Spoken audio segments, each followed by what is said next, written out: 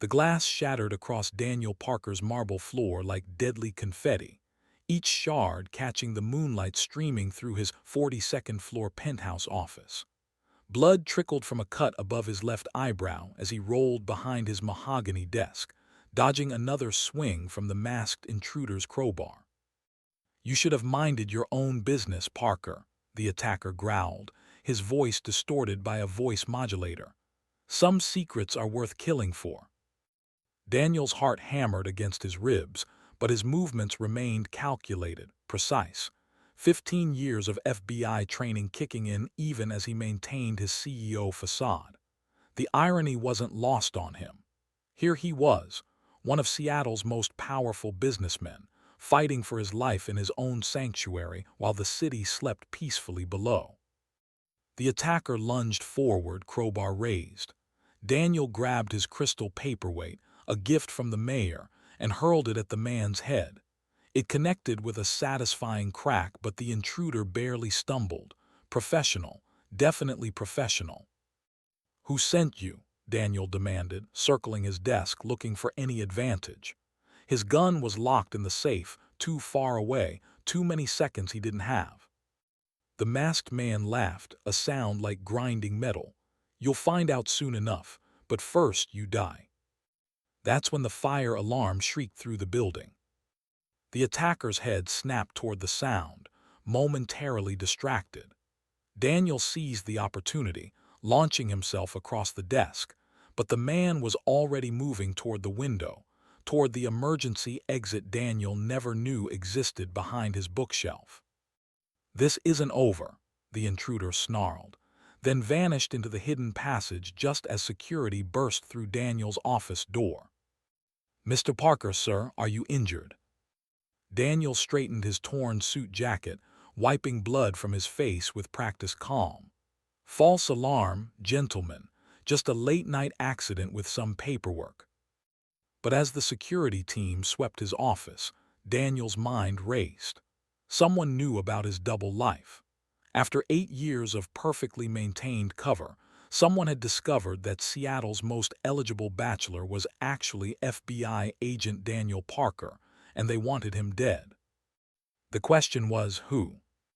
An hour later, after security had gone and the building had returned to its midnight quiet, Daniel stood alone in his office, staring out at the city lights. He should call his handler. He should report the incident. He should pack up and disappear into witness protection like the Bureau would demand. Instead, he found himself thinking about her. Kate Rodriguez, the one that got away. The girl he'd loved desperately 15 years ago before everything changed, before he became someone else entirely. He'd caught glimpses of her around the city over the years, a flash of auburn hair in a crowded market, a familiar laugh drifting from a coffee shop. But he'd never approached. How could he? Daniel Parker, the CEO, was a lie, and Agent Parker's life was too dangerous for love. But tonight, as death had breathed down his neck, only one face had filled his mind. Kate's face. The elevator chimed softly in the distance, odd since Daniel was supposed to be alone in the building. He tensed, reaching for the spare gun he kept taped under his desk. The soft squeak of sneakers on marble grew closer. "Hello, security. I heard the alarm and came to check." The voice was hesitant, female, with just a hint of a Spanish accent that made Daniel's heart stop. He knew that voice. He'd dreamed about it for 15 years. Kate Rodriguez stepped into his office doorway, and time collapsed. She wore a simple cleaning uniform, her auburn hair pulled back in a practical ponytail, but she was still the most beautiful woman he'd ever seen. Those same warm brown eyes that had once looked at him with such love now widened in shock. "Daniel," her voice was barely a whisper. "Daniel Parker." He stood frozen behind his desk, blood still trickling from his forehead, his office in shambles around him. This wasn't how he'd imagined their reunion, if he'd ever been brave enough to imagine it at all. "Hello, Kate." The words came out rougher than he intended. "It's been a while." She stepped into the office, her eyes taking in the broken glass, the overturned chair, the blood on his face. "My God, what happened here? Are you hurt? I'm fine. The lie came automatically. He was an expert at lies now. Just a clumsy accident, but what are you doing here? How did you? I worked the night shift, she said quietly, her gaze never leaving his face. Cleaning service. I've been working in this building for 3 years, Daniel. 3 years, and you never knew I was here. The weight of that revelation hit him like a physical blow. Kate had been floors below him every night, and he'd never known, never sensed her presence. What kind of agent was he if he couldn't even detect the woman he'd never stopped loving working in his own building? Kate, Uncle Daniel. A small voice piped up from behind Kate, and Daniel's world shifted on its axis. A little girl peered around Kate's legs, maybe 6 years old, with enormous brown eyes and dark hair that curled just like Kate's used to. But it was her eyes that made Daniel's breath catch. They were his eyes, the same unusual shade of gray-green that he saw in the mirror every morning. The child stepped forward boldly, apparently unimpressed by the chaos around her. Mommy, you said we weren't supposed to talk to strangers, but you know this man. Sophie, baby, stay back, Kate said quickly, moving protectively in front of the little girl. But Daniel had already seen what made his blood run cold and his heart soar simultaneously.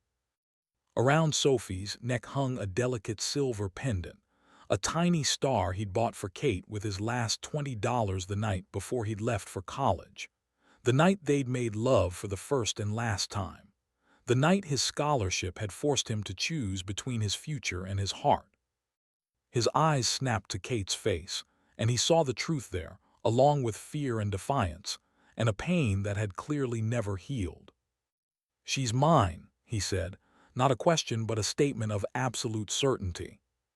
Kate's chin lifted in that stubborn way he remembered so well. She's my daughter. Our daughter, Daniel corrected quietly, and watched Kate's face crumble just a little before she rebuilt her walls. You left, she said simply. You left and never looked back. I look back every single day, he said, and meant it. Kate, you have to understand. No, I don't have to understand anything. Her voice grew stronger, more defiant. Sophie and I have been just fine on our own. We don't need anything from you. But even as she spoke, Daniel could see the exhaustion in her face, the worn edges of her uniform, the careful way she held herself that spoke of someone carrying too much weight alone. And Sophie, beautiful, perfect Sophie, was wearing shoes that had been repaired with duct tape. An idea began to form in Daniel's mind. Crazy, impulsive, probably the worst idea he'd ever had. But tonight had taught him that life was short and unpredictable, and some chances only came once. What if you did need something from me? He asked carefully. What if I could offer you something that would change everything for both of you? Kate's eyes narrowed. I'm not some charity case for you to feel guilty about, Daniel. Not charity, he said, moving around his desk slowly, carefully, as if approaching a wounded animal. A business proposition. I'm a janitor, not a businesswoman. You're the mother of my child, he said quietly. And despite what you might think, that makes you the most important person in my world. Sophie tugged on Kate's uniform. Mommy, is this my daddy? The question hung in the air like a live wire. Kate's face went white, then red, then white again. Daniel felt something crack open in his chest, something that had been sealed shut for 15 years. Sophie, baby, it's complicated, Kate said finally. Not complicated at all, Daniel said, crouching down to Sophie's level. Yes, sweetheart, I'm your daddy, and I've been looking for you and your mommy for a very long time. It wasn't entirely true, but it wasn't entirely false either. He'd thought about them both every single day. Sophie studied his face with the intense scrutiny only children could manage. You have my eyes, she said finally. Mommy said my daddy had eyes like storm clouds. Daniel's throat tightened. Your mommy always was poetic. What's your business proposition? Kate asked abruptly, clearly trying to regain control of the situation. Daniel stood, his mind working quickly. I need a wife. Kate blinked. Excuse me. Temporarily, he clarified. For business reasons, image reasons, and you need financial security. I'm not marrying you for money, Kate said flatly. Not marriage, a contract, 1 month. You and Sophie move into my penthouse, attend a few social functions with me, and in return I give you $500,000. Cash. The number hung between them like a bridge neither was sure they wanted to cross. Daniel could see Kate's mind working, calculating what that money could mean. Sophie's education, medical bills, a real home, security. Why would you need a fake wife? She asked suspiciously. Because someone's trying to kill me and I need to look normal, he thought but couldn't say. Business deals. Investors prefer to work with stable, family-oriented men. My bachelor image is becoming a liability. It was partially true. The deeper truth, that having Kate and Sophie close would let him protect them while he figured out who was targeting him, would have to remain secret. And after a month, you walk away with enough money to start over anywhere you want. Kate was quiet for a long moment, her hand resting protectively on Sophie's shoulder. Finally, she looked up at him with those brown eyes that still held pieces of his soul. If I agree to this, and I'm not saying I am, there would be rules. Such as no touching, no pretending this is real, and absolutely no confusing Sophie about what this arrangement means. Daniel nodded, even though the no-touching rule felt like agreeing to stop breathing. Understood. And I wanted in writing, a real contract with everything spelled out. Of course. Sophie looked between them with the wisdom of a child who'd learned to read adult emotions too early. Are we going to live in a castle, Mommy? Kate's resolve seemed to waver as she looked down at her daughter. Daniel could practically see her weighing Sophie's ragged shoes against her pride, her daughter's future against her own fears. It's not a castle, sweetheart, Kate said softly. It's just temporary. So you'll do it? Daniel asked, hardly daring to breathe. Kate met his eyes, and for just a moment he saw the girl he'd fallen in love with all those years ago. Brave, stubborn, beautiful Kate who dreamed of bigger things and had to settle for survival instead. $500,000, she said firmly. In writing, 1 month, and when it's over we go back to our lives and pretend this never happened. Deal, Daniel said quickly, before she could change her mind. As he watched Kate gather Sophie and prepare to leave, promising to think about the details overnight, Daniel couldn't shake the feeling that he was either making the best decision of his life or the worst. Having Kate and Sophie close would complicate everything. His FBI work, his cover, his carefully controlled emotions. But as the elevator doors closed on Kate's cautious face and Sophie's curious wave, Daniel realized he didn't care about complications anymore. Someone wanted him dead, and the two people he loved most in the world were about to be under the same roof where he could protect them. He just had to make sure they never found out the real reason why. 3 days later, Kate stood in the marble lobby of Daniel's residential building, clutching Sophie's small hand and a single duffel bag that contained their entire world. The doorman, an elderly gentleman in a crisp uniform that probably cost more than Kate's monthly salary, looked at them with barely concealed confusion. You're certain Mr. Parker is expecting you, miss? Quite certain, Kate replied, lifting her chin in a gesture of defiance she'd perfected over years of being looked down upon. The signed contract in her purse felt like it weighed 1,000 pounds. 50 pages of legal jargon that essentially said she'd agreed to pretend to be in love with a man who'd already broken her heart once. The elevator ride to the penthouse felt endless. Sophie pressed her nose against the mirrored walls, fascinated by the infinity of reflections, while Kate tried to control the panic rising in her throat. What was she doing? What kind of mother brought her child into the home of a virtual stranger, even if that stranger happened to share Sophie's DNA. The elevator chimed softly and opened directly into Daniel's penthouse. Kate's breath caught despite herself. Floor-to-ceiling windows offered a panoramic view of Seattle's skyline, and the space was decorated in shades of gray and navy that screamed expensive minimalism. It was beautiful and cold, and nothing like the warm, cluttered apartment she'd imagined sharing with Daniel when they were young and foolish and in love. "Welcome to your temporary home."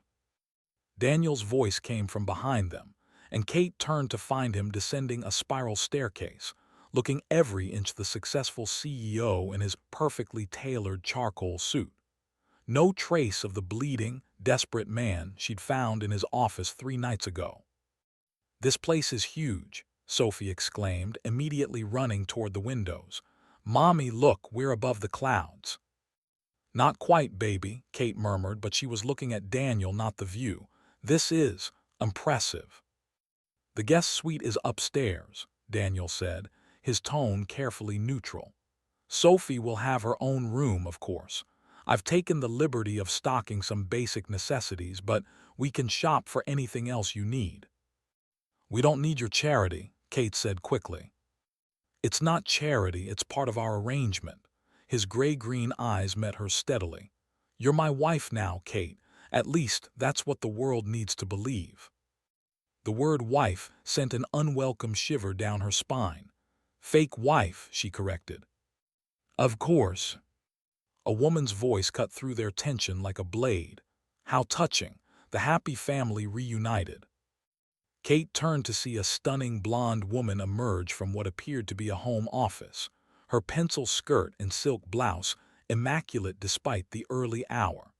Everything about her screamed sophistication and wealth, from her perfectly manicured nails to her designer heels that probably cost more than Kate's car. "Kate, this is Veronica Sterling, my executive assistant," Daniel said, his voice carefully controlled. "Veronica, meet Kate Rodriguez and her daughter Sophie."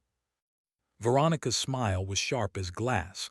"How wonderful. I've heard so much about you." Her tone suggested she'd heard nothing good. "Have you?" Kate kept her voice level, but something about this woman set her teeth on edge. "Oh yes, Daniel's been quite distracted lately. I had to reschedule 3 important meetings this week alone." Veronica's gaze raked over Kate's simple jeans and sweater with obvious disdain. "I suppose some adjustments will need to be made." "What kind of adjustments?" Kate asked. "Well, you'll need appropriate clothing for the charity gala this weekend. Daniel's image is very important to his business relationships. We can't have his wife looking like—" "Like what?" Kate's voice was dangerously quiet. "Veronica," Daniel interrupted sharply, "that's enough." But the damage was done. Kate felt the old, familiar burn of shame and anger, the same feeling she'd carried through years of being dismissed and underestimated because of where she came from. "I think I can dress myself appropriately," Kate said coolly. "I may be poor, but I'm not stupid." Veronica's laugh was like breaking crystal. "Of course not, darling. I didn't mean to imply." "Yes, you did." Kate stepped closer to the other woman. "Let me make something clear, Veronica. I may not belong in this world, but I'm here now, and I don't appreciate being talked about like I'm not in the room." For a moment, something dangerous flickered in Veronica's perfectly made-up eyes. Then she smiled again, but it never reached her gaze. "Of course, how thoughtless of me. I'm sure we'll be the best of friends." She turned to Daniel. "I'll be in the office reviewing the Morrison contracts. Don't forget you have a conference call with Tokyo at 3. As Veronica's heels clicked away across the marble floor, Kate felt Sophie's small hand slip into hers. "I don't like her," Sophie whispered. "Sophie," Kate admonished gently, but privately she agreed. "Kids are good judges of character," Daniel said quietly. "Come on, let me show you around." The tour of the penthouse felt surreal. Daniel pointed out the gourmet kitchen. "I don't cook much." The home theater, "Feel free to use it whenever you want." And the library, "I remember you always loved to read." Each room was more luxurious than the last, and each one felt like stepping into a museum where Kate was afraid to touch anything. Sophie, however, had no such inhibitions. She raced from room to room, her delighted laughter echoing off the high ceilings.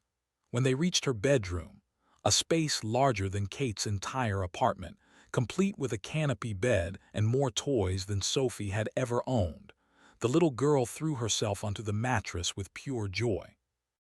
"Is this really mine?" she asked breathlessly. "For the month we're here, yes," Kate said carefully, shooting a warning look at Daniel when he opened his mouth to say something else. "Why only a month?" Sophie asked with the devastating directness of childhood. Kate felt Daniel's gaze on her, waiting for her answer.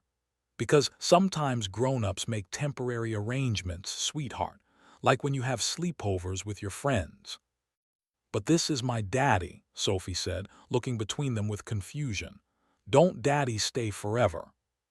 The question hung in the air like a grenade with the pin pulled. Kate's throat tightened, and she saw something crack in Daniel's carefully controlled expression. "Some do," Daniel said quietly, kneeling down to Sophie's level. "But your mommy and I, we have some things to figure out first." "Like what?" "Like whether we can trust each other again," Kate said honestly, because lying to Sophie had never been an option. That evening, after Sophie had finally fallen asleep in her new bed, Kate found herself alone with Daniel in his living room. The silence stretched between them, filled with 15 years of unfinished conversations. "She's incredible," Daniel said finally, staring out at the city lights. "She's smart and brave and beautiful, just like her mother." "Don't," Kate said sharply. "Don't you dare try to charm me with compliments about our daughter." "I wasn't trying to charm you. I was stating a fact." Kate laughed bitterly. "You want to know a fact, Daniel? Sophie asked about her father every day for the first 3 years of her life. Every night when I tucked her in, she'd ask when Daddy was coming home. Do you know what I told her?" Daniel's jaw tightened, but he remained silent. "I told her that her daddy loved her very much but couldn't be with us right now. I told her that someday, when she was older, I'd explain everything." Kate's voice was getting louder despite her efforts to control it. "What I didn't tell her was that her father was probably living his best life somewhere, not giving a damn that he had a daughter who needed him." "You don't know what my life has been like," Daniel said quietly. "You're right, I don't, because you never bothered to tell me. You left, Daniel. You got your scholarship and you left and you never looked back." "I tried to call." "Twice. You called twice in 15 years. The first time to tell me you'd made it safely to Boston, and the second time to tell me you were getting married to someone else." The words hung between them like an accusation. Daniel's face had gone pale, and Kate realized she'd finally said something that had gotten through his carefully maintained composure.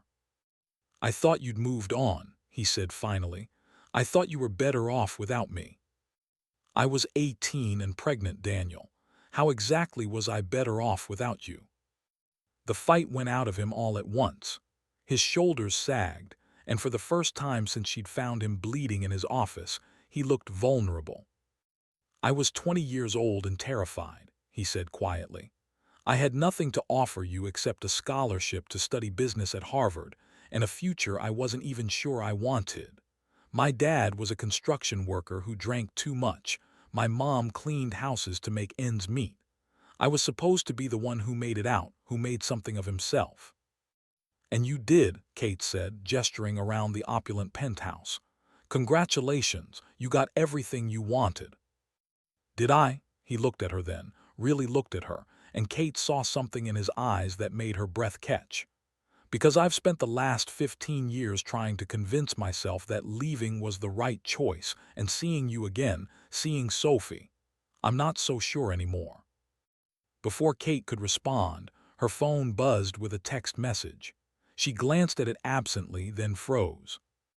The message was from an unknown number. "Beautiful daughter. It would be a shame if something happened to her." The phone slipped from Kate's suddenly nerveless fingers, clattering to the marble floor. Daniel was beside her in an instant, pulling her against his chest as her legs gave out. "What is it, Kate? What's wrong?" She couldn't speak, couldn't breathe. Daniel picked up her phone, and she felt him go rigid as he read the message. "Pack your things," he said tersely. "Now." "What? Why?" "We're leaving tonight." "Daniel, what's going on? Who would send me a message like that?" He was already moving toward the stairs, his phone pressed to his ear. "Marcus, it's Parker. I need a full security sweep of the building and a detail on my penthouse. Now." Kate followed him up the stairs on shaking legs. "Daniel, you're scaring me. What aren't you telling me?" He stopped at the top of the stairs and turned to face her, and in his eyes she saw something that made her blood turn to ice. "I'm telling you that someone very dangerous knows you're here," he said quietly. "And I'm telling you that I will do whatever it takes to protect you and Sophie, even if it means telling you things I swore I'd never tell anyone." "What things?" But before Daniel could answer, the lights went out. In the darkness, Kate heard Sophie scream. "Sophie?" Kate's voice tore through the darkness as she stumbled toward her daughter's room, her hands outstretched, feeling along the walls. "I'm here, Mommy." Sophie's voice came from much closer than expected. Small arms wrapped around Kate's legs, and she pulled her daughter tight against her chest. "It's okay, baby. It's just the lights. Everything's going to be." The backup generator hummed to life, and emergency lighting flickered on throughout the penthouse. In the dim glow, Kate saw Daniel standing in the hallway, a gun in his hand that definitely hadn't come from any CEO's desk drawer. His stance was professional, controlled, not the posture of a businessman startled by a power outage, but of someone trained for combat. "Stay behind me," he commanded, his voice sharp with authority Kate had never heard before. "Daniel, what the hell?" "Not now." He moved through the penthouse like a predator, checking corners, clearing rooms with military precision. After several tense minutes, he lowered the weapon. False alarm, power surge from the storm outside. Kate looked toward the windows and realized rain was indeed lashing against the glass. When had that started? She'd been so consumed with their argument that she hadn't noticed the weather turning violent. "Why do you have a gun?" she asked quietly, still holding Sophie protectively. Daniel's jaw tightened. "Seattle's not as safe as people think, especially for someone in my position." It was a non-answer, and they both knew it. But before Kate could press further, Sophie spoke up.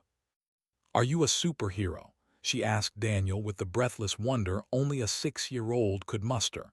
"Do you fight bad guys?" Something painful flickered across Daniel's face. "Something like that, sweetheart." "Cool," Sophie squirmed out of Kate's arms. "Can you teach me to fight bad guys too?" "Sophie, no," Kate said quickly. "We don't play with guns." "It's not a game," Daniel agreed, securing the weapon in what Kate now realized was a hidden panel behind a bookshelf. "And it's not something little girls need to worry about." "But what if the bad guys come after me?" Sophie asked with devastating innocence. "They won't," Daniel said firmly, kneeling down to her level. "Because I won't let them. That's a daddy's job to keep his little girl safe." The tenderness in his voice made Kate's chest tight. This was the Daniel she'd fallen in love with all those years ago, the one who'd promised to protect her from her abusive stepfather, who'd held her while she cried about her mother's indifference, who'd sworn he'd never let anyone hurt her. She'd forgot that version of him existed. 2 days later, Kate found herself in the most exclusive boutique in downtown Seattle, surrounded by dresses that cost more than her annual salary. The charity gala was that evening, and despite her protests, Daniel had insisted she needed something appropriate to wear. "This is ridiculous," she muttered, holding up a midnight blue gown that had enough beading to blind someone. "I don't need a dress that costs more than my car." "You need to look the part," Veronica said from her perch on the boutique's velvet sofa. She'd insisted on accompanying them, claiming it was her duty to ensure Daniel's image remained pristine. These people will judge you before you even open your mouth. First impressions matter. I know how to make a good first impression, Kate replied coolly. Do you? Because in my experience, people from your background don't always understand the nuances of high society. Kate's hands stilled on the dress. What exactly do you mean by my background? Oh, I didn't mean anything offensive, Veronica said with false sweetness. I just mean that you're not used to this world. It can be overwhelming for someone who's never moved in these circles. You mean someone poor? I didn't say that. You didn't have to. Kate hung the dress back on its rack with deliberate care. Let me make something clear, Veronica. I may not have gone to finishing school or debutante balls, but I know how to conduct myself around people who think their bank accounts make them better than everyone else. I've been dealing with condescending attitudes my whole life. Veronica's smile turned razor-sharp. How refreshing. Daniel always did prefer projects to peers. The words hit Kate like a slap. Before she could respond, Daniel's voice cut through the tension. That's enough. He stood in the doorway of the boutique, his face dark with anger. Veronica, you're excused. I can handle things from here. But Daniel, I was only trying to. You were trying to deliberately hurt someone I care about, he said quietly, but there was steel in his voice. That's not acceptable. Ever. Veronica's face went pale, then flushed red. I see. Well, I hope your project appreciates what you're sacrificing for her. She swept out of the boutique with as much dignity as she could muster, but Kate could see the fury radiating from her rigid posture. I'm sorry about that, Daniel said once they were alone. She was completely out of line. Was she wrong, though? Kate asked, not meeting his eyes. Am I just another project for you, Daniel? Another poor girl you can save to make yourself feel better? Look at me. His voice was gentle but commanding. When she reluctantly raised her eyes to his, she saw something there that made her breath catch. You are not a project. You are not charity. You are the woman I've compared every other woman to for 15 years, and you are the mother of the most important person in my world. The sincerity in his voice was almost too much to bear. Kate felt her carefully constructed walls beginning to crack. Try this one. He handed her a dress she hadn't noticed before, a deep emerald green that was elegant without being ostentatious, beautiful without being flashy. When Kate held it up, she could see it would complement her coloring perfectly. How did you? I remember your favorite color, he said simply. I remember a lot of things about you, Kate. That evening, as Kate descended the stairs in the green dress, she felt transformed. The gown fit perfectly, making her feel like she belonged in Daniel's world for the first time since she'd arrived. Her hair was swept up in an elegant chignon, and she wore the pearl earrings that had been her grandmother's, the only valuable thing she owned. Daniel waited at the bottom of the stairs in a perfectly tailored tuxedo, and when he looked up at her, his expression made her feel like the most beautiful woman alive. You look, he seemed to struggle for words, you look like a queen. I feel like I'm playing dress-up, she admitted as she reached the bottom of the stairs. Good, because tonight we're both playing roles. His hand settled on her lower back, warm and steadying. Just remember, we're madly in love. Can you manage that? The question was meant to be light, teasing, but Kate saw something serious in his eyes that made her pulse quicken. I'll try my best, she said softly. The charity gala was held in the ballroom of Seattle's most exclusive hotel, and Kate had never seen anything like it. Crystal chandeliers cast rainbow light across the room, women in designer gowns glided across the marble dance floor, and men in tuxedos discussed business deals worth millions of dollars as if they were talking about the weather. Overwhelming, Daniel asked quietly as they made their entrance. Terrifying, Kate admitted. Just stay close to me. I'll handle the social navigation. But the evening was more difficult than Kate had anticipated. Every conversation felt like a minefield, with carefully coded language that she didn't always understand. Women smiled at her with their mouths while their eyes calculated her worth, and men spoke to Daniel while looking through her as if she were invisible. "So this is the mysterious Kate we've heard so much about," said a silver-haired woman dripping in diamonds. "How lovely that Daniel finally found someone suitable." The pause before suitable was barely perceptible, but Kate caught it. So did Daniel, whose hand tightened protectively on her waist. "I'm the lucky one," he said smoothly. "Kate could have had her pick of men, but somehow I convinced her to take a chance on me." "How romantic," the woman simpered. "And what do you do, dear?" Kate felt Daniel tense beside her. This was the question she'd been dreading, the one that would reveal exactly how much she didn't belong in this glittering world. "I'm between careers at the moment," she said carefully, "focusing on raising my daughter." "How wonderful, a stay-at-home mother, so traditional." The woman's tone suggested that being traditional was somewhere between boring and pathetic. Kate felt her cheeks burn with embarrassment and anger. "Actually," Daniel interjected, his voice carrying clearly across their small circle, "Kate has been running her own business while raising Sophie. She's one of the most capable, intelligent women I've ever met, and I consider myself incredibly fortunate that she's willing to share her life with me." The warmth in his voice, the pride, it sounded so real that Kate almost believed it herself. Around them, the women nodded approvingly, as if Daniel's opinion had suddenly made Kate worthy of consideration. As the evening progressed, Kate found herself relaxing despite her initial fears. Daniel never left her side, guiding her through conversations with practiced ease, making her feel included and valued. When someone made a subtle dig at her background, he deflected with such skill that the offender seemed to forget what they'd been trying to accomplish. "You're good at this," she murmured during a brief lull between introductions. "At what?" "Making me feel like I belong here." His hand found hers, squeezing gently. "You do belong here. These people don't deserve you, but you belong wherever you choose to be." The orchestra began playing a waltz, and couples moved onto the dance floor.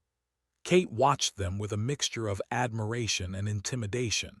She'd never learned formal dancing, had never had the opportunity or the money for lessons. "Dance with me," Daniel said quietly. "I don't know how to." "I'll teach you."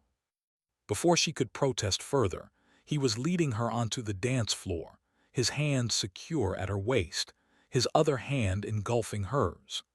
As the music swirled around them, Kate found herself following his lead without thinking, her body remembering how they'd moved together all those years ago.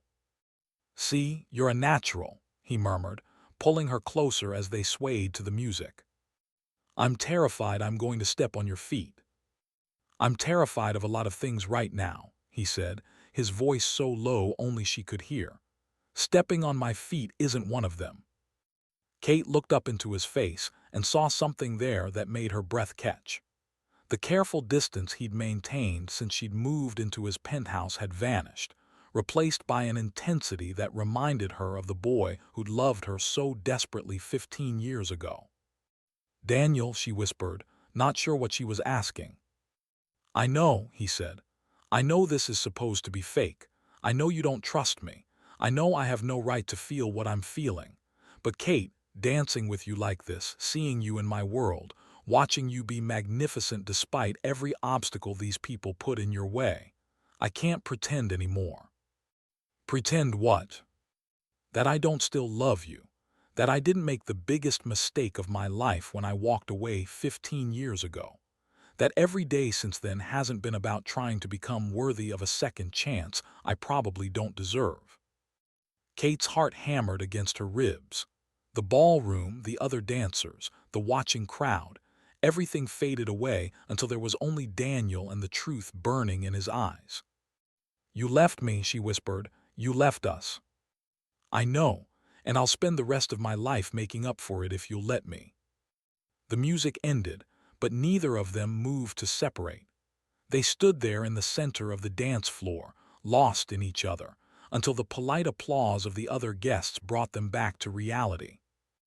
As they walked off the dance floor, Kate's mind was spinning. Everything she'd believed about Daniel, about his reasons for leaving, was shifting beneath her feet like sand. The careful walls she'd built around her heart were crumbling, and she didn't know if she was ready for what lay on the other side. "Kate, I need to tell you something," Daniel said as they found a quiet corner away from the crowd.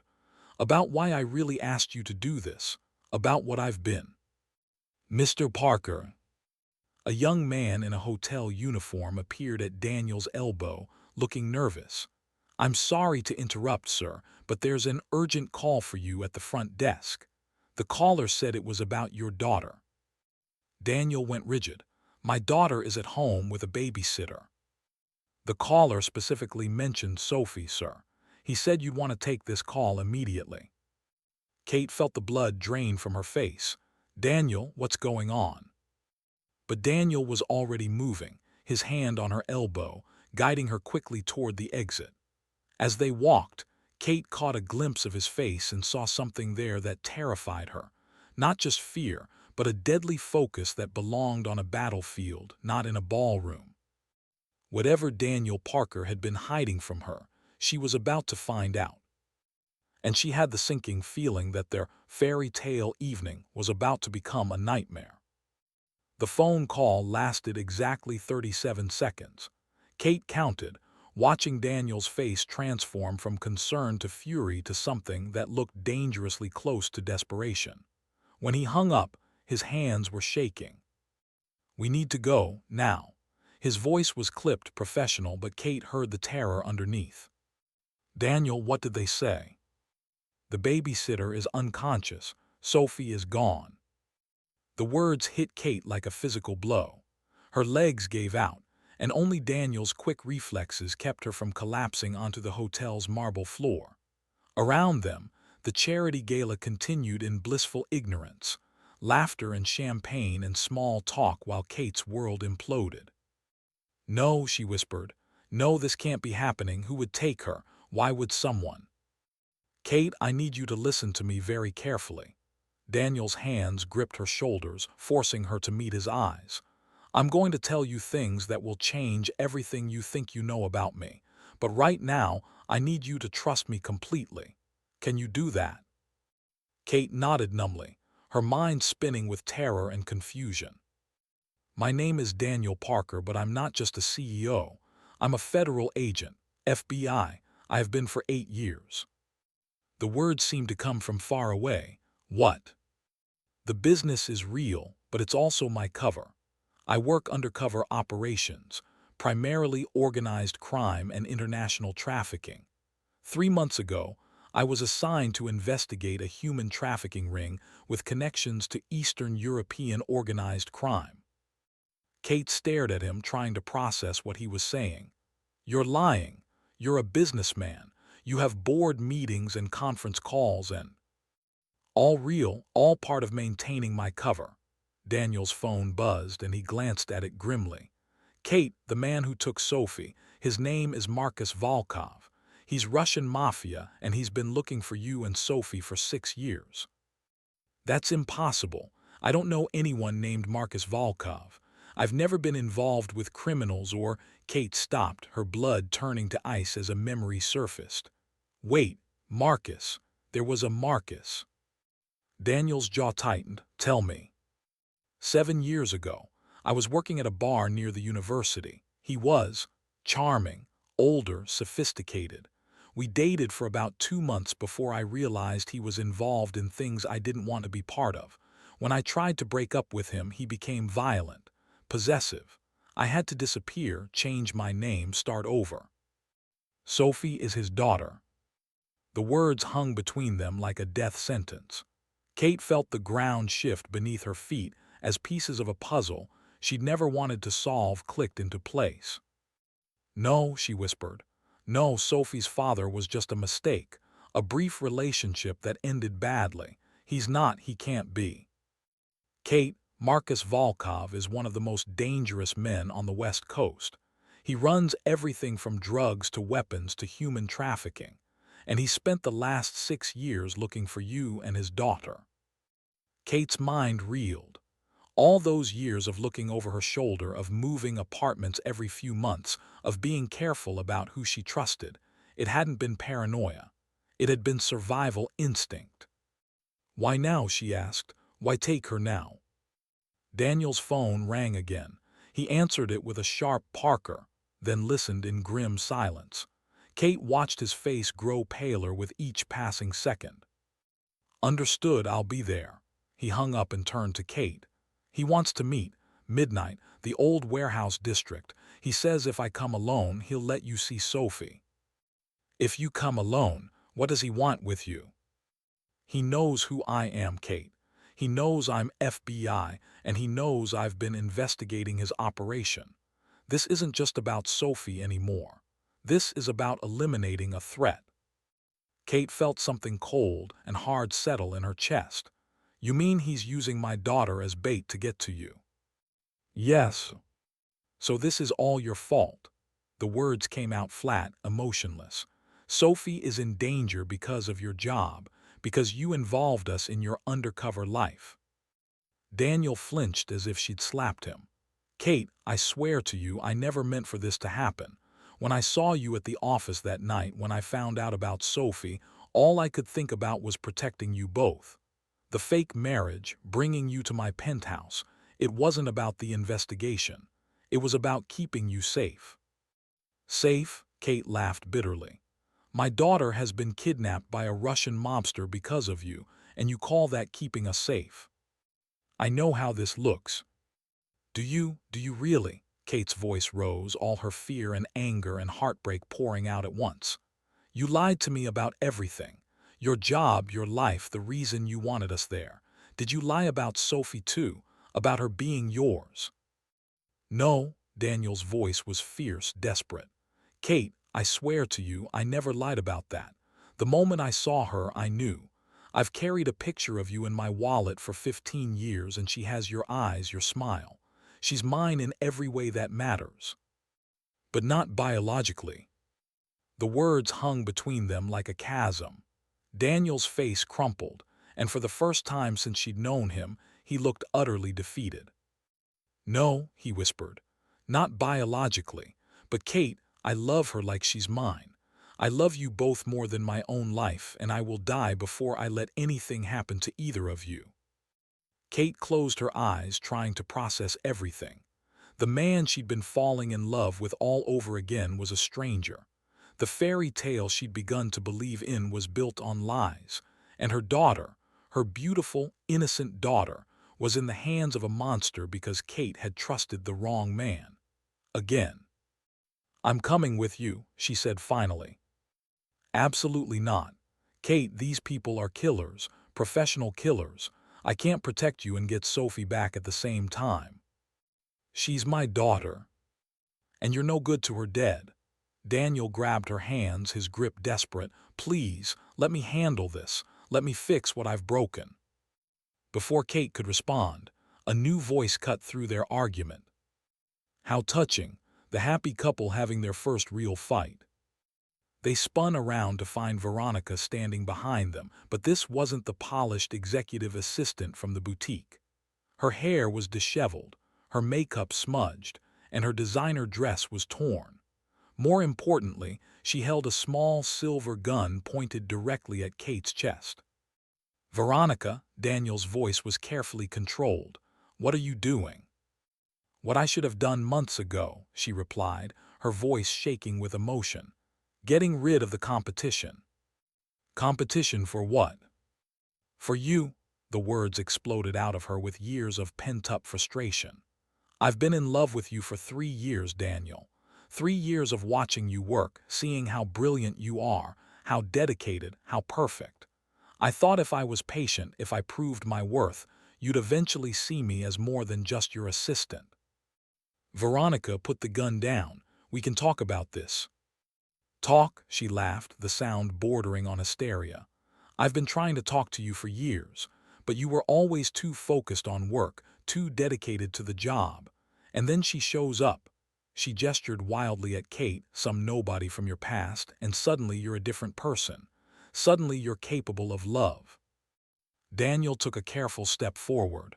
You're right, Kate is important to me, but that doesn't mean. It means everything. Veronica's voice cracked. Do you know what I've done for you? Do you know how far I've gone to try to win your love? A horrible suspicion began forming in Kate's mind. It was you, she whispered. The text message, the threatening call about Sophie. You told Marcus where to find us. Veronica's smile was bitter and triumphant. Marcus Volkov has been looking for you for years. It wasn't hard to put the pieces together once I started digging into your background. One anonymous tip about your location, one little photograph of Sophie at her school, and voila, problem solved. You gave my daughter to a monster, Kate said, her voice deadly quiet. Because you're jealous. I gave Daniel a choice, Veronica corrected. Save the woman who already broke his heart once, or let her go and finally be with someone who truly understands him. Daniel's face had gone white with rage. Veronica, you have no idea what you've done. Marcus Volkov isn't just some ex-boyfriend with a grudge. He's a killer. He traffics children. If he hurts Sophie. He won't hurt her if you make the right choice, Veronica interrupted. Come with me, Daniel. Leave Kate to deal with her own mistakes and we can disappear together. I have money, connections. We can start over somewhere new. You're insane, Kate breathed. I'm in love, Veronica shouted. And I'm tired of watching you waste what we could have together on someone who doesn't deserve you. The only person who doesn't deserve anything here is you, Daniel said coldly. You betrayed an innocent child because of your delusions. You're not in love with me, Veronica. You're obsessed. And obsession isn't love. Something dangerous flickered in Veronica's eyes. If I can't have you, then neither can she. The gun swung toward Kate, and time seemed to slow. Daniel threw himself forward, tackling Veronica as the gun went off. The bullet went wide, shattering a hotel window, and Kate heard screams from other guests in the lobby. Daniel and Veronica struggled for control of the weapon. Kate watched in horror as they rolled across the marble floor, both fighting desperately for the gun. Finally, Daniel managed to pin Veronica's wrist to the ground, and the weapon skittered away across the floor. It's over, he panted. Veronica, it's over. But Veronica wasn't done. As Daniel tried to restrain her, she pulled something from her purse, a syringe filled with clear liquid. If I can't have you, she gasped, then no one can. She drove the needle toward Daniel's neck, but Kate was already moving. She grabbed a champagne bottle from a nearby table and brought it down on Veronica's wrist with all her strength. The syringe flew away, and Veronica screamed in pain and rage. Hotel security arrived then, along with what seemed like half the Seattle police force. As Veronica was dragged away, still screaming about love and betrayal, Kate found herself alone with Daniel in the aftermath of chaos. What was in the syringe? She asked quietly. Probably something that would have killed me slowly and painfully, Daniel replied grimly. Veronica always was thorough in her research. Kate stared at him, this man who had saved her life while his own was falling apart around him. Daniel, I know you can't forgive me, he said quietly. I know I've lost your trust, probably forever. But Kate, I need you to know that everything I told you about loving you and Sophie, that was real. That was the only real thing in this whole mess. Before Kate could respond, Daniel's phone rang. He looked at the caller ID and his face went grim. It's him, it's Marcus. Kate felt her heart stop. Answer it. Daniel put the phone on speaker. Marcus Volkov's voice filled the air between them, accented and cultured and utterly terrifying. Agent Parker, I trust you received my message about your daughter. She's not my daughter, Daniel said carefully, and you know it.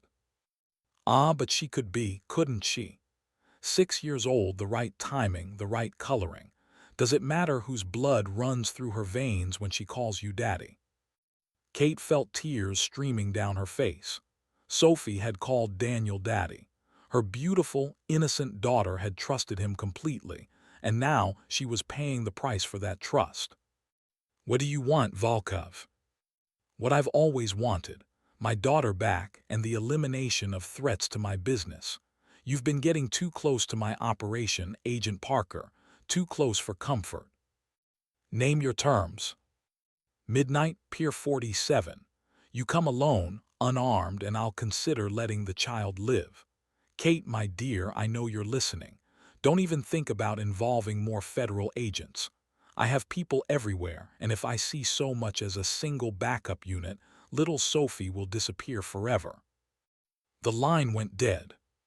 Kate looked at Daniel, seeing her own desperation reflected in his eyes. "We're going to get her back," she said fiercely. "I don't care what it takes. We're going to bring Sophie home." "Kate, you can't come with me. It's too dangerous." "Try to stop me." She met his gaze steadily. "That's my daughter, Daniel, my baby girl. I failed to protect her once by trusting the wrong person. I won't fail her again." For a long moment they stared at each other across the wreckage of their evening, their fake marriage, their tentative trust. Finally, Daniel nodded. "Then we go together. But we do this my way with my rules and my plan." "Agreed." "Agreed." As they left the hotel, Kate realized that everything, her heart, her future, her daughter's life, now depended on trusting the man who had already lied to her about everything. But sometimes, when everything was on the line, trust wasn't about knowing someone completely. Sometimes it was about choosing to believe in them anyway. Pier 47 at midnight looked like something out of a nightmare. Fog rolled in from the sound, swirling around abandoned shipping containers and rusted cranes that loomed like skeletal fingers against the dark sky. The only light came from a few scattered street lamps, creating pools of yellow illumination in an ocean of shadows. Daniel parked their car 3 blocks away, checking his service weapon one final time before securing it in the small of his back.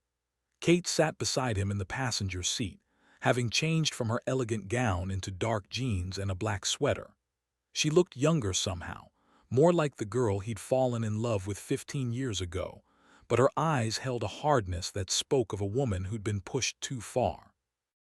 "Remember the plan," Daniel said quietly. "I go in first, get eyes on Sophie, confirm she's safe. You stay in position until you hear the signal. And if something goes wrong, you run.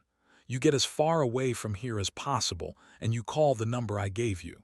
Agent Martinez will take care of everything." Kate's jaw tightened. "I'm not leaving without Sophie." "Kate, please, if this goes sideways." "It won't." She looked at him with fierce determination. "Because I'm not the same scared 18-year-old girl who let a man walk away from her 15 years ago. And I'm sure as hell not the same woman who ran away from Marcus 6 years ago.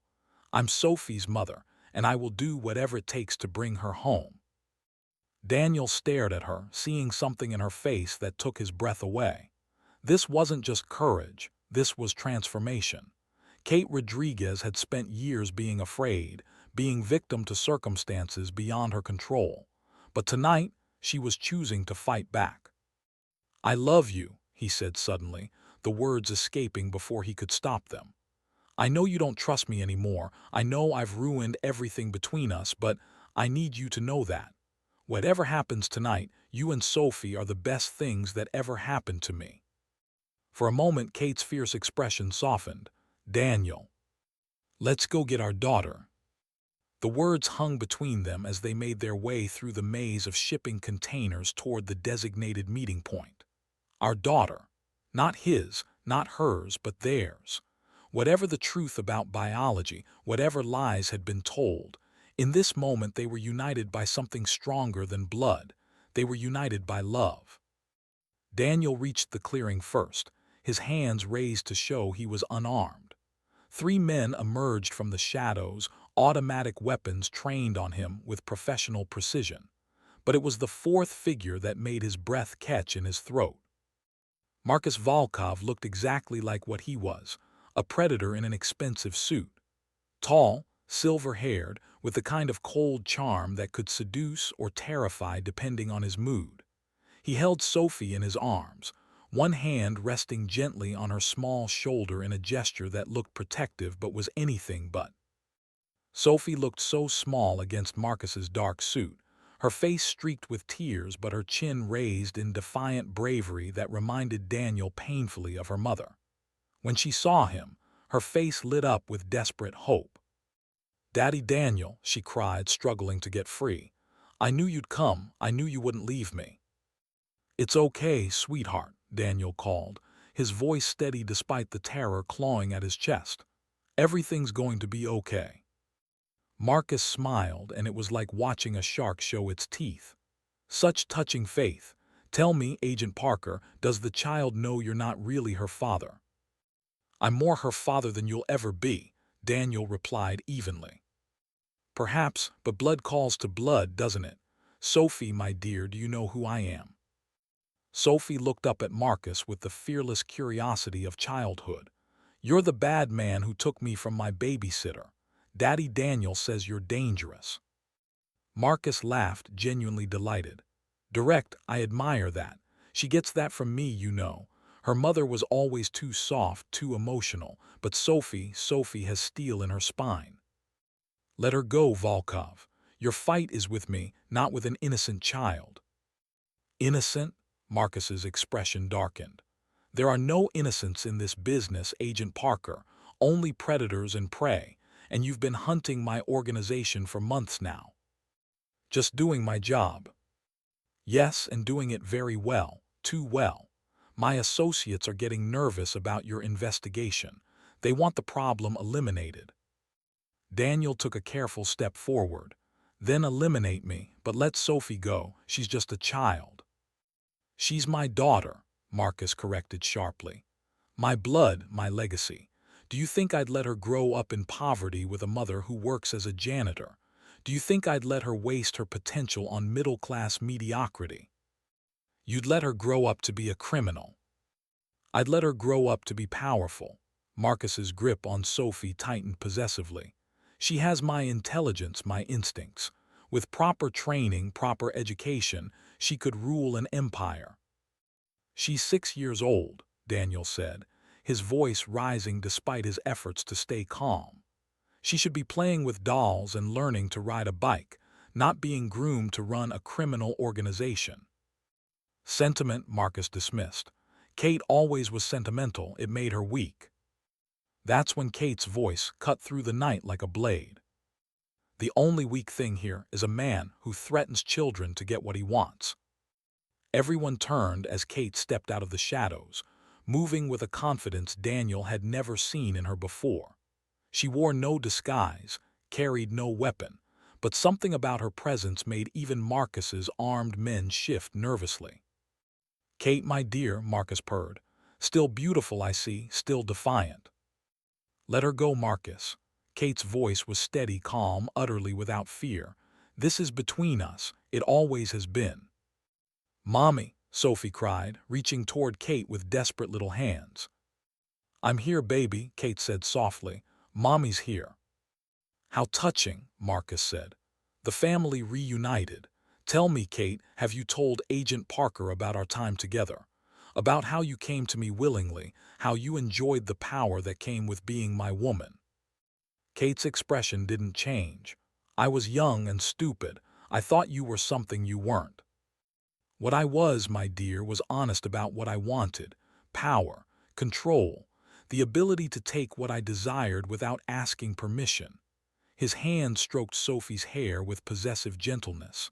"Our daughter understands that, don't you, little one?" "I'm not your daughter," Sophie said with startling clarity. "Daddy Daniel is my real daddy. He takes care of me and Mommy. He doesn't hurt people." Marcus's face darkened. "Perhaps it's time you learned that the world isn't as simple as you think, child." "Don't," Daniel said sharply. "Whatever you're going to do, do it to me. Leave her out of this." "But she's already in it, isn't she? The moment you decided to play house with my family, you involved her." Marcus's smile turned cruel. "Did you really think you could steal what belongs to me without consequences?" Nobody belongs to you, Kate said, taking another step forward. Sophie doesn't belong to you. I don't belong to you. We never did. Is that what you tell yourself? Marcus laughed. You came to my bed willingly enough. You took my money, wore my gifts, lived in my apartment. What would you call that if not belonging to me? Kate's composure cracked just slightly, but Daniel saw it. He saw the shame and pain she'd carried for years, the guilt over choices she'd made when she was desperate and alone. I call it survival, Kate said quietly, and I call it the biggest mistake of my life. A mistake that gave you a daughter. No, Kate's voice grew stronger. Sophie isn't a mistake. She's never been a mistake. She's the best thing that ever happened to me, and I'll be damned if I let you turn her into something dark and twisted like you. Marcus's grip on Sophie tightened and the little girl whimpered in pain. Careful, Kate. You're in no position to make demands. That's when Daniel saw something that made his blood run cold. One of Marcus's men had moved into position behind Kate, his weapon raised and ready. This wasn't just about getting Sophie back. This was an execution.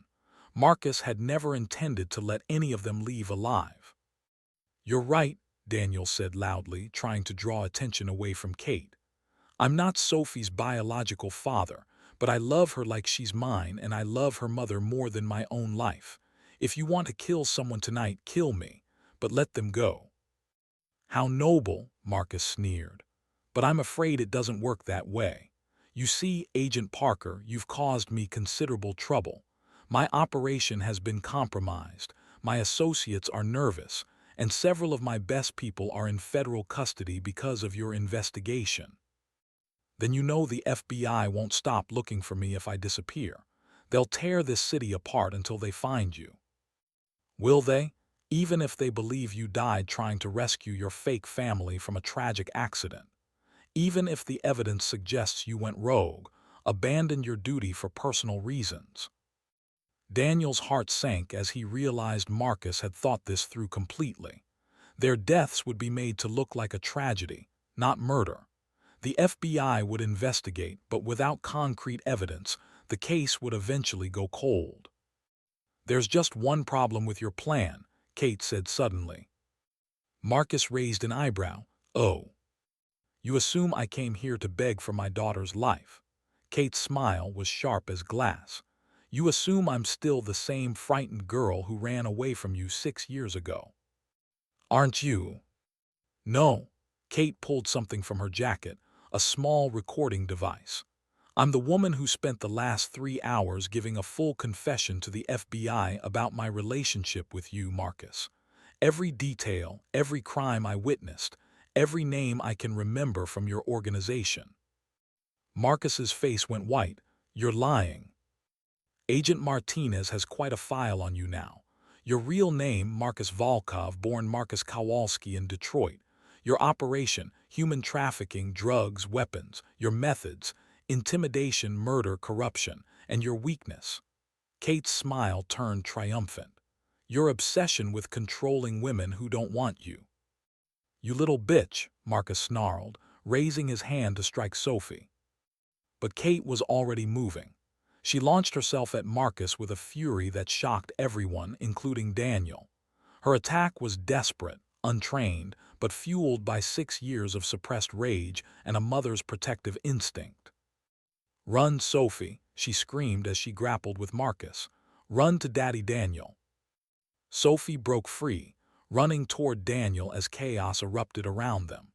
Marcus's men weren't sure whether to shoot Kate without hitting their boss, and in their moment of hesitation, Daniel drew his weapon. The next few minutes were a blur of gunfire and shouting. Daniel took down 2 of Marcus's men while trying to shield Sophie with his body. Kate and Marcus rolled across the pier, fighting desperately for control. Then Daniel heard the sound that stopped his heart, Kate's scream of pain as Marcus's knife found its mark. Mommy, Sophie cried, trying to run toward her mother.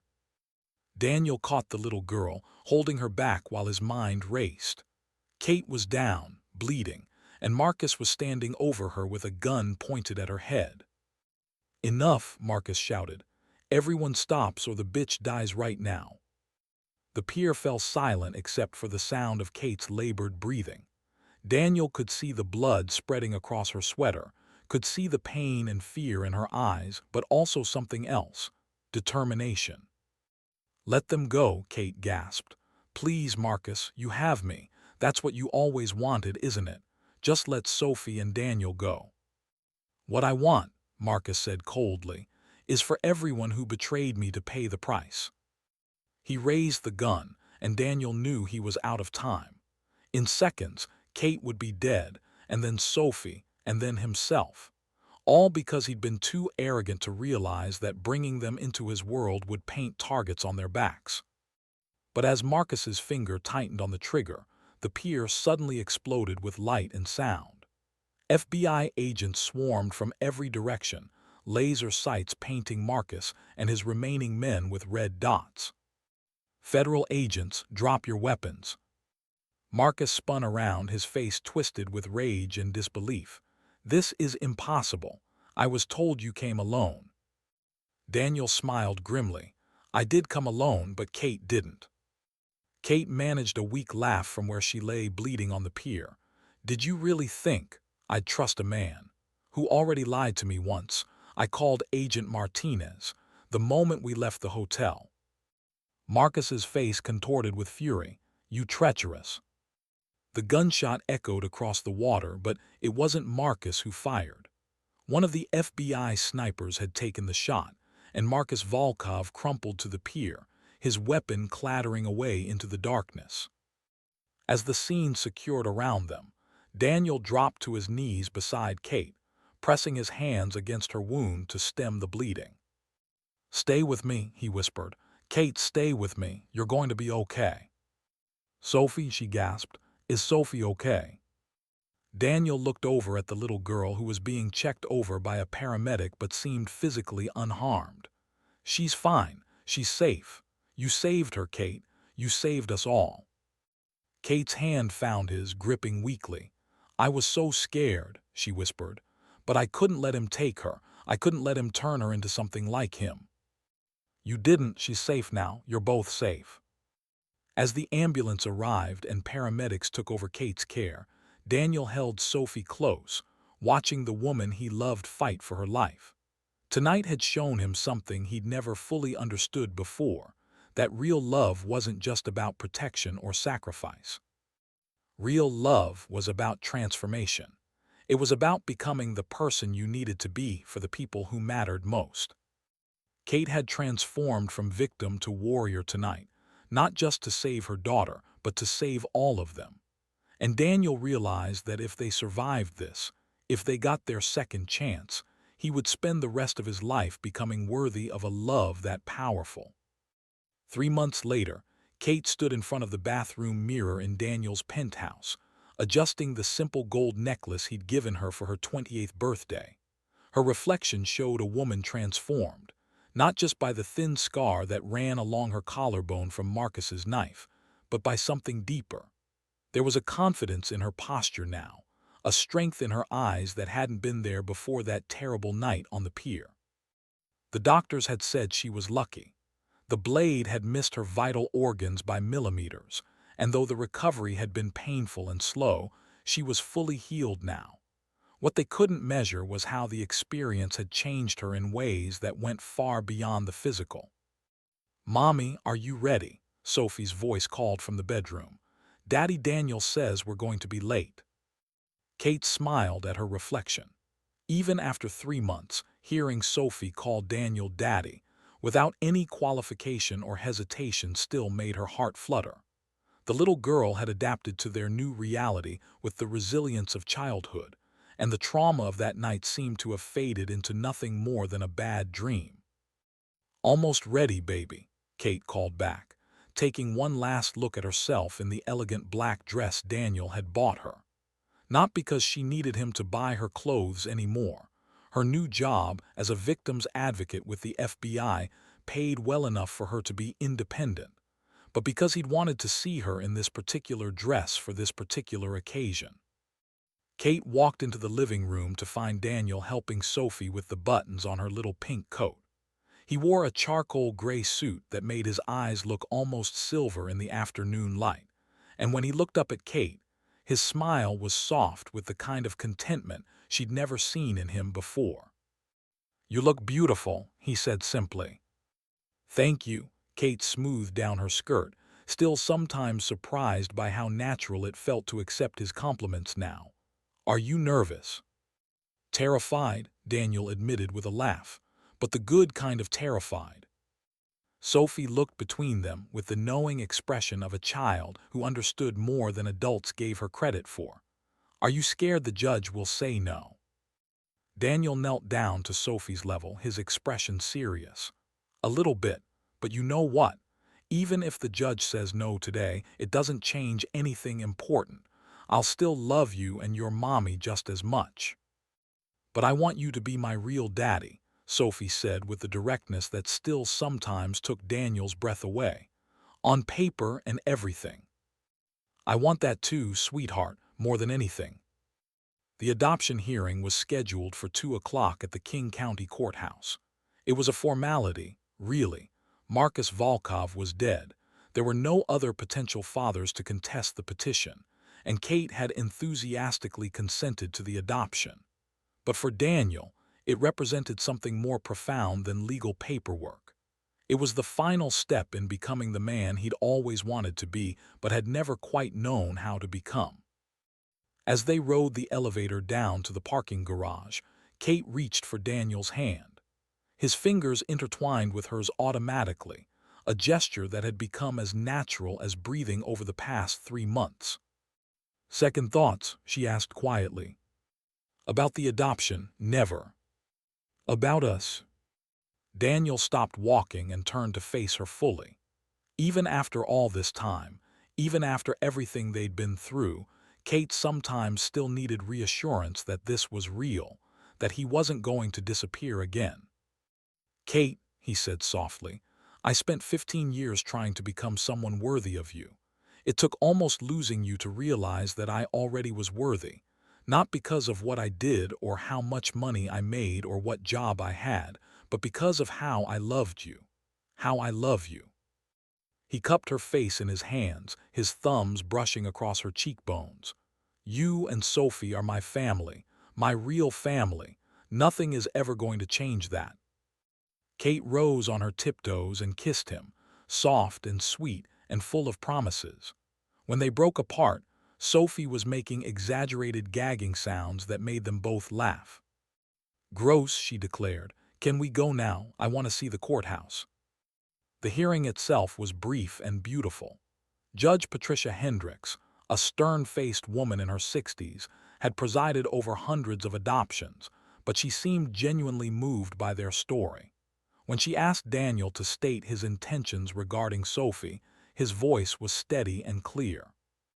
"Your Honor, I intend to love Sophie Rodriguez unconditionally for the rest of my life. I intend to support her dreams, protect her from harm to the best of my ability, and help her grow into the remarkable woman I know she's going to become. I intend to be the father she deserves." "And Sophie," Judge Hendricks said, addressing the little girl directly, "how do you feel about Mr. Parker becoming your legal father?" Sophie stood up on her chair so she could see over the table properly. "I feel happy," she said solemnly, "because he already feels like my daddy. He reads me stories and makes me pancakes and teaches me about stars. And he makes my mommy smile the way she used to before I was born." Kate felt tears prick her eyes at Sophie's words. Her daughter was right. Daniel did make her smile the way she used to, back when the world seemed full of possibilities instead of just obstacles to overcome. "Then by the power vested in me by the state of Washington," Judge Hendricks said with a smile, "I hereby grant this petition for adoption. Mr. Parker, you are now Sophie's legal father in every way that matters." The gavel came down with a satisfying bang, and Sophie launched herself into Daniel's arms with a squeal of delight. Kate watched them embrace, her heart so full it felt like it might burst. After the hearing, They celebrated with ice cream at Sophie's favorite parlor. The little girl chattered excitedly about having the same last name as Daniel now, about what she would tell her friends at school, about whether this meant she could call him just Daddy instead of Daddy Daniel. "You can call me whatever feels right to you," Daniel told her seriously. "Daddy, Dad, Papa, whatever makes you happy." "What about old man?" Sophie asked with a mischievous grin. "Absolutely not," Daniel said with mock horror, tickling her until she dissolved into giggles. As they walked back to the car, Kate felt someone watching them. She turned and saw a familiar figure across the street, Agent Martinez, Daniel's former handler. The older man nodded once in acknowledgement, then disappeared into the crowd. "He's been keeping an eye on us," Daniel said quietly, having noticed Kate's glance, "making sure there are no loose ends from Marcus's organization." "And are there?" "A few arrests, a lot of seized assets, some very unhappy people who are going to be in federal prison for a very long time." Daniel's arm tightened around her waist. "But nothing that should affect us directly. We're safe, Kate, all of us." That evening, after Sophie had been bathed and read to, and tucked into bed with her new adoption certificate propped on her nightstand like a trophy, Daniel and Kate found themselves alone on the penthouse balcony. The Seattle skyline glittered before them, and Kate marveled at how different this view looked now compared to the first night she'd stood here. Then she'd felt like an intruder in someone else's world. Now she felt like she was home. "I have something for you," Daniel said, pulling a small velvet box from his jacket pocket. Kate's breath caught. "Daniel, before you say anything, just listen." He dropped to one knee on the balcony, and Kate's heart started racing. "Kate Rodriguez, I know we did this backwards.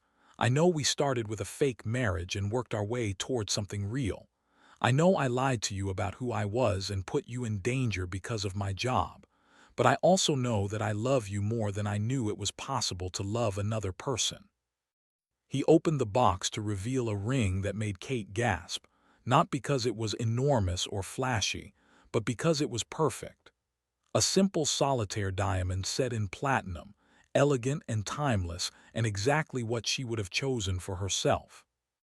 "I know we're already a family," Daniel continued, his voice thick with emotion. "I know we don't need a piece of paper to make what we have real, but I want the whole world to know that you chose me, Kate. I want everyone to know that somehow, against all odds, I convinced the most incredible woman I've ever known to spend her life with me." Kate felt tears streaming down her face, but she was smiling so hard her cheeks hurt. "Daniel, marry me," he said simply. "Not for a contract or a business deal or because we're trying to fool anyone.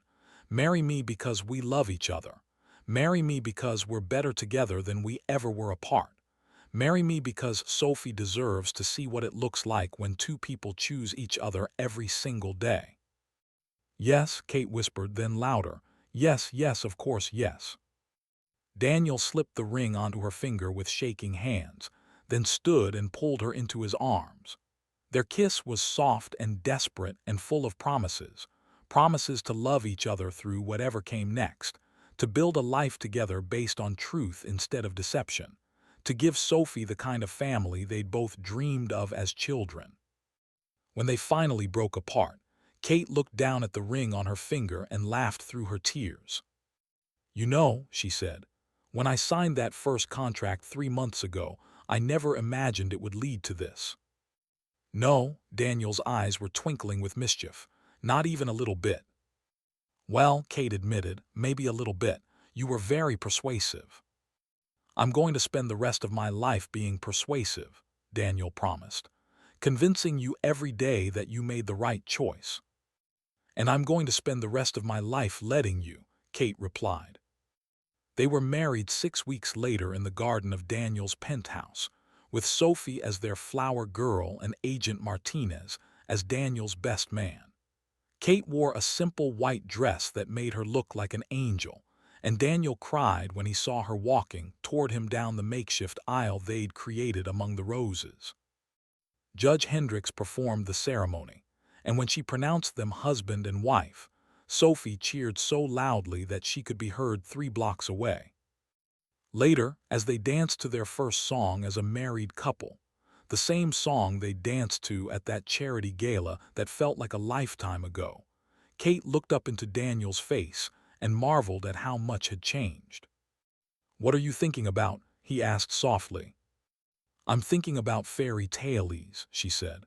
"About how they always end with happily ever after, but they never show you what that actually looks like." "And what does it look like?" Kate glanced around at their small wedding reception. Sophie spinning in circles on the dance floor. Agent Martinez awkwardly trying to make conversation with Kate's former coworkers. Daniel's business associates mingling with the FBI agents who had become like family over the past few months. "It looks messy and complicated and imperfect," she said. "It looks like real life, but with someone you love beside you to help figure it out." "I can live with messy and complicated," Daniel said, spinning her in a slow circle, "as long as I'm living it with you." "Forever?" Kate asked, the same question she'd asked him 15 years ago when they were young and naive, and thought love was simple. "Forever," Daniel promised, and this time Kate knew he meant it. As the evening wound down and their guests began to leave, Kate found herself standing on the balcony again, looking out at the city that had become home. Daniel came up behind her, wrapping his arms around her waist and resting his chin on her shoulder. "Any regrets?" he asked quietly. Kate thought about everything that had brought them to this moment, the pain and fear and betrayal, the lies and danger and near-death experiences. She thought about the scared 18-year-old girl who had watched Daniel leave, and the frightened single mother who had been so afraid to trust again. "Only one," she said finally. Daniel tensed slightly. "What's that?" Kate turned in his arms, her hands coming up to frame his face. "I regret that we wasted 15 years being apart when we could have been building this life together." Daniel's smile was soft and sad and infinitely relieved. "We can't get those years back." "No," Kate agreed, "but we have all the years ahead of us to make up for it." "Mommy, Daddy," Sophie's voice called from inside. "Come see, I made a picture of our family." They found Sophie in the living room, surrounded by crayons and paper. She held up her masterpiece proudly, 3 stick figures holding hands in front of what was unmistakably the Seattle skyline. The figures were labeled in Sophie's careful printing, "Mommy, Daddy, and me." "It's beautiful, sweetheart," Kate said, kneeling down to hug her daughter. "Are we going to live here forever and ever?" Sophie asked. "Would you like that?" Daniel asked, settling on the floor beside them. Sophie considered this with the seriousness of a child making an important decision. "Yes," she said finally, "because this is where we became a real family." Kate looked around at the penthouse that had once felt like a museum and now felt like home. She looked at the man who had once broken her heart and was now her husband. She looked at the daughter who had once been her whole world and was now part of something even bigger and more beautiful. "Yes," she said softly, "this is where we became a real family." And as Seattle sparkled beyond the windows and Sophie fell asleep between them on the couch, Kate realized that sometimes the best love stories weren't about finding someone new. Sometimes they were about finding your way back to the person you were always meant to be with. Sometimes they were about discovering that the love you thought you'd lost forever was just waiting for you to be brave enough to believe in second chances. And sometimes, if you were very lucky, they were about learning that happily ever after wasn't an ending at all. It was just the beginning.